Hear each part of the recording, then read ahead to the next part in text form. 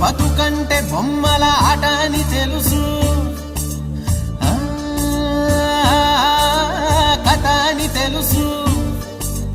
కథ అని తెలుసు, కథలన్నీ కంచికే చేరునని తెలుసు, తెలుసు తెర తొలుగుతుందని, తెలుసు తెల్లారుతుందని, తెలుసు ఈ కట్టె పుట్టుకుమంటదని, తెలుసు ఈ మట్టి మట్టిలో కలిసిపోతదని, ఎన్ని తెలిసి ఇరకాటంలో పడిపోతావు ఎందుకని మాయా